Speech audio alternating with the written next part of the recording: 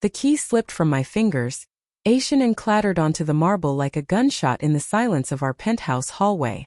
I froze, heart jackhammering, because the sound that answered wasn't the echo of metal on stone. It was a low, unfamiliar laugh, warm and intimate, drifting from the master bedroom we'd shared for 12 years. I'd come home early to surprise Elena with the vintage Cartier watch she'd circled in the auction catalog, the one she said reminded her of our honeymoon in Paris. Instead, I stood outside our door clutching a velvet box and the sudden, sour certainty that the life I'd built brick by privileged brick was tilting off its foundation. Privilege is over. Her voice floated out, crisp, almost amused. From tonight on we live separately.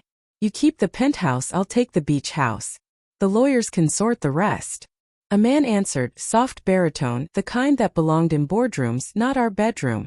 You're sure he won't fight it? Elena laughed again. The sound I used to chase across continents now sharpened into something surgical. He'll be too busy licking his wounds to notice the knife.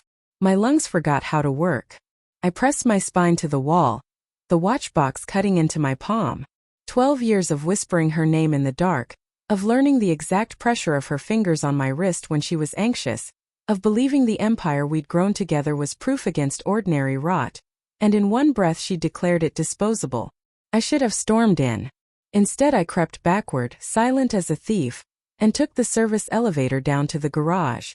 The city lights smeared across the windshield as I drove nowhere, replaying every frame of us. The night she cried in my arms after her father's funeral, the way she traced the scar on my shoulder and call it her favorite constellation, the quiet mornings when she'd steal my coffee and leave lipstick on the rim like a secret signature. By the time I circled back, the bedroom was dark. I found the watch abandoned on the kitchen island beside a single post. Enjoy your privilege, darling. The handwriting was hers, elegant, impatient loops, but the words felt written by a stranger. Sleep never came. At 3:17 a.m., I opened her laptop, password still our wedding date because she'd once teased that I was sentimental enough for both of us. The screen lit my face in cold blue. Emails to a divorce attorney dated 3 months back. Flight confirmations to Grand Cayman. And then the folder labeled insurance photos, dozens of them, Elena and the man from the bedroom. His name was Victor Lang, the same junior partner who'd toasted us at last year's gala, who'd shaken my hand and said Elena was the smartest woman in any room. I stared until the images blurred. Not because they were explicit, though God they were, but because every frame held a version of my wife I'd never met. Reckless, unguarded, laughing with her head thrown back in a way she hadn't done with me since our first anniversary. In one shot she wore the emerald earrings I'd given her for our 10th, the ones she'd claimed were too heavy for daily wear. Victor's thumb brushed the lobe as if he'd earned the privilege. Dawn crept in gray and indifferent.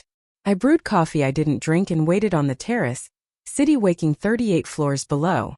When Elena finally emerged, hair damp from the shower, she startled at the sight of me. Christ, Daniel. You look like death. She tightened the belt of her silk robe, new, the color of bruised plums. Couldn't sleep either?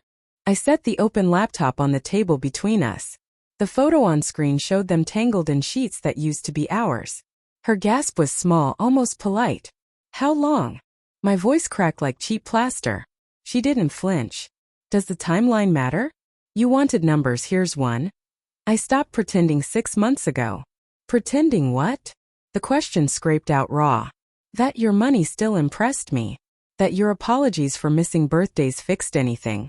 That love could survive on private jets and charity galas.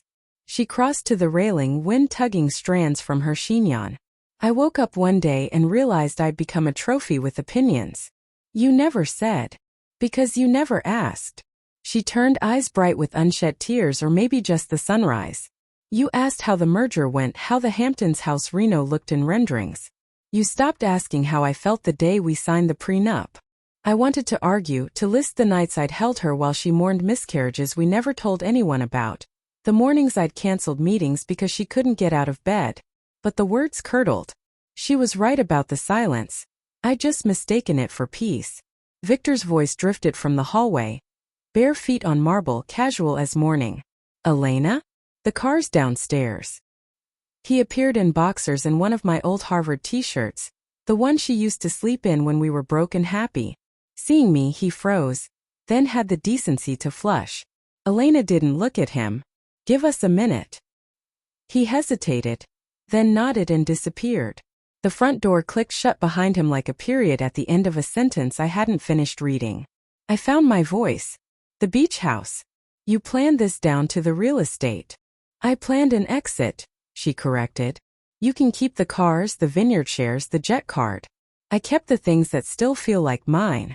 She touched the earrings, a reflex. Memories don't divide neatly, Daniel. That's the part your spreadsheets never accounted for. Something inside me ruptured. You think I care about assets? I care that the woman who swore she'd never leave is walking out in another man's shirt. Her laugh was soft, almost fond. That's the tragedy, isn't it? You still think this is about the shirt. She moved past me, scent of orange blossom and betrayal.